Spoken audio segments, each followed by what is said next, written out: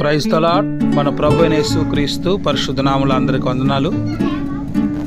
వస్తున్నారు రాపూర్ నుంచి ఓబులాపురం వెళ్ళేటువంటి ఇది స్వరంగ మార్గం. 7 కిలోమీటర్లు ఈ దారి వేశారు. ప్రభు మహాకృపను బట్టి నిన్న దినం మేము వీటిని చూడడానికి ప్రభు సహాయం చేశాడు.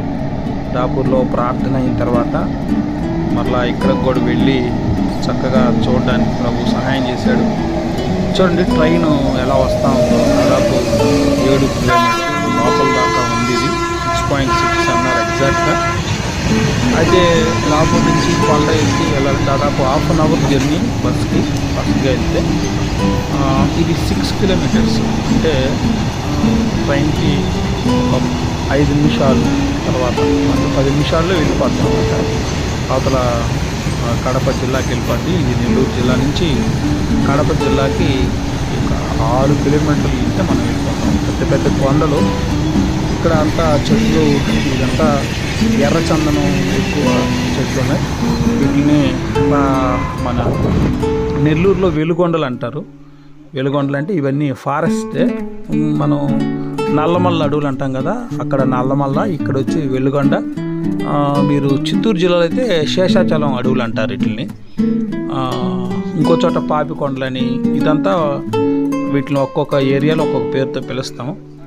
చూడండి, మీరు ఇది చూస్తూ ఉన్నారు. ఇది ఈ కొండని తవ్వి ఇక్కడంతా లోపల నుంచి రూట్ వేశారు. నిజంగా ఇది ఎంతో ఆశ్చర్యకరమైనది. దేవుడు మానవునికి ఇచ్చిన తెలివితేటలను బట్టి మేము ప్రభుని ఎంతగానో స్తుతిస్తూ ఉన్నాను. చక్కగా ఇక్కడ వేయడానికి బట్టి ఇక్కడ అందరూ చాలామంది వచ్చారు ఈరోజు. మొత్తానికి మేము వెళ్ళిన తర్వాత అదే మీరు చూస్తున్న గృహ చూడండి లోపలికి ఎట్లా ఉందో. చాలామంది వచ్చారు.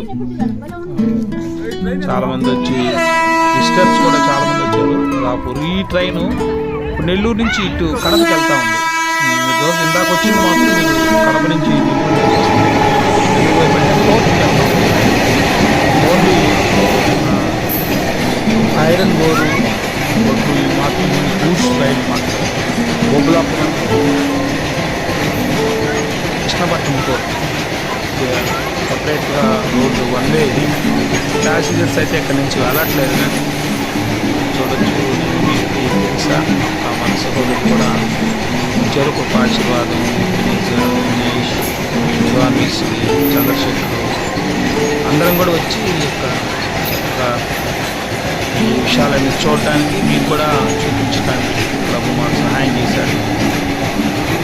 మా ఉద్దేశం ఏంటంటే ఈ ప్రాంతంలో కూడా ప్రార్థన చేస్తాం. రాపూర్లో మీరు కూడా ప్రార్థన చేయండి. రాపూర్ కోసం కూడా ప్రార్థన చేయండి. అదిగోండి మీరు చూస్తున్నారు. అది ఇది ఇది ఇది ప్రాముఖ్యంగా మన సహోదరులు కూడా వచ్చినారు. చక్కగా ఇక్కడ ఇవన్నీ తిలకించడానికి, చూడడానికి ప్రభు సహాయం చేస్తూ వచ్చాడు.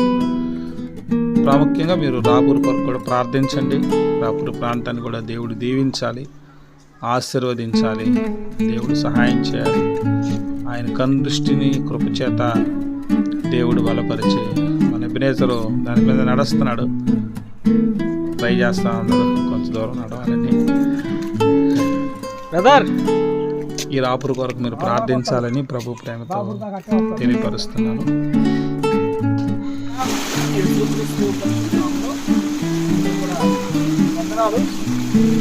సాయంకాలం సమయంలో ఆన్లైన్ ద్వారా ఇక్కడ రావడానికి చూస్తున్నారు. ఇది రాపూర్ ఓబులాపురం రైల్వే లైన్. ఈ గృహలో రైల్వే వెళ్తుంది. దాదాపు 7 కిలోమీటర్ల దాకా రైలు వెళ్తూ ఉంటుంది. మంచి సిచ్యువేషన్ ఒక అద్భుతం. ఇది 7 కిలోమీటర్లు కొండది లోపల రైలు. నిజంగా ఎంతో ఆశ్చర్యపరుస్తూ ఉంటుంది. మంచి గొప్ప కార్యాలు చేయడానికి దేవుడు వాడుతుంది. దేవుడు తానే తన స్వహస్తాలతో తయారు చేసి వారి నాసికా రంధ్రంలో యెహోవా ఊదాడని. కాబట్టి నరుడు జీవాత్మై ఈరోజు ఎంత తెలివితేటల వ్యక్తిగా మార్చబడ్డాడంటే కేవలం దేవుని యొక్క చేతుల చేత తయారు చేయబడిన మనిషి కనుక ఈరోజు అంచెలంచెలుగా ఆశీర్వదించబడుతున్నారు. కోతులు ఉన్నాయి, జంతువులు ఉన్నాయి, రకరకాలైనటువంటి పక్షులు ఉన్నాయి. కానీ అవి ప్రారంభంలో ఎలా ఉన్నాయో ఇప్పుడు కూడా అలా ఉన్నాయి. వాటి ఏం మార్పు లేదు. కానీ మనిషి మాత్రం ఆ రోజు పచ్చి మాంసం పచ్చి పాలు తాగి పచ్చి చూస్తున్న వ్యక్తి ఈరోజు ఇంత ఆశీర్వాదంలోకి వచ్చారు. ఇదే అద్భుతం అనిపిస్తూ ఉంటారు. ఇదే కాదు ఈ మానవాళి వినేది కానీ దీని అంతటికి కారణం దేవుడు తయారు చేసినటువంటి సృష్టి.